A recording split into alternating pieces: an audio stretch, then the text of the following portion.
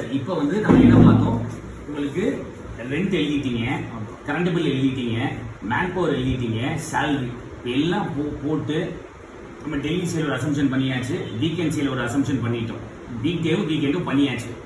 இப்போ நமக்கு என்ன வருது, வீக் டேல 32 பண்றீங்க, வீக்கெண்ட்ல மொத்தம் 36 பண்றீங்க. ஓகேவா?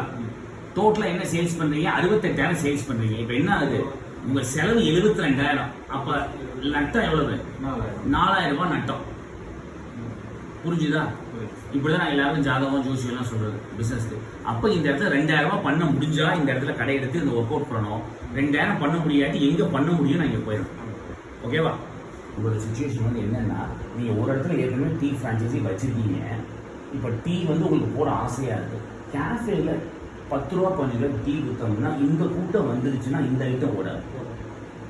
இது இன்னொன்று என்ன யோசிப்பாங்க நிறைய பேர், ஐயோ சார் இந்த கேஃபே ஐட்டமே எனக்கு பெருசாக போக மாட்டேங்குது, காலையில் கேஃபே ஐட்டம் பெருசாக 10 மணிக்கு 11 மணிக்கு ஒருத்தர் சாண்ட்விச் சாப்பிடுவோம், இது ஏன்னா அமெரிக்கா கிடையாது, நம்ம ஊரில் சாப்பிட வரமாட்டான். அப்போ என்ன பண்ணுவான், டீ காப்பாற்றுதும்பா. திருப்பி சாயங்காலம் அவங்களுக்கு டீ க்ரௌட் வந்து காலையில் டீ கடையாக சாயங்காலம் டீ கடையாக மாறிடும். இது யோசிச்சு ஏதாவது ஒரு ஸ்டாண்ட் எடுக்கணும். ஓகேவா? பிஎன்எல்ல வந்து உங்களுக்கு வந்து மாசம் எவ்வளவு லாபம் சம்பாதிக்கணும்னு நினைக்கிறீங்க? ஒரு 60,000 ரூபாய் லாபம் சம்பாதிக்கணும்னு நினைக்கிறீங்க. இப்போ நம்ம போட்ட கணக்குப்படி உங்களுக்கு எவ்வளவு லாபம் வருது? 30,000 ரூபாய் வருது. அப்போ நீங்க இன்னும் 30,000 ரூபாய் லாபம் உங்களுக்கு வேணும். அப்போ இன்னும் எவ்வளவு சேல்ஸ் நீங்க கூட போகணும்?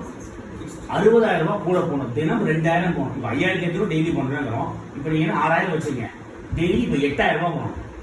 8,000 ரூபாய் போனா நீங்க நினைக்கிற 60,000 ரூபாய் லாபம் வந்துடும். 15,000 ரூபாய் உங்களுக்கு போட்ட சம்பளம் வந்து 75,000 மாசம் எடுத்து போகலாம். இதுதான் ஜாதகம். புரிஞ்சுதா? அதாவது 30 லட்ச ரூபாய் இன்வெஸ்ட் பண்ணிருக்கீங்க. பட் ஆனால் சுத்து வட்டாரத்தில் சின்ன கடைகள் தான் இருக்கு. க்ரௌட் அட்ராக்ட் பண்ணணும்னு நினைக்கிறீங்க.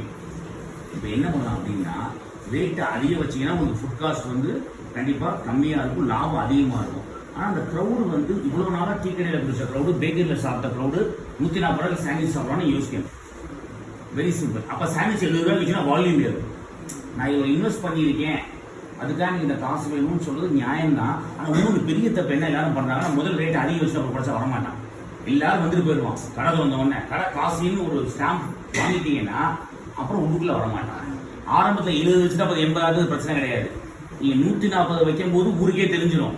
70 ரூபா குறையும் போது ஒரு வேலைக்கும் தெரியாது. சொந்த கடையில் அனுபவிச்சுங்க.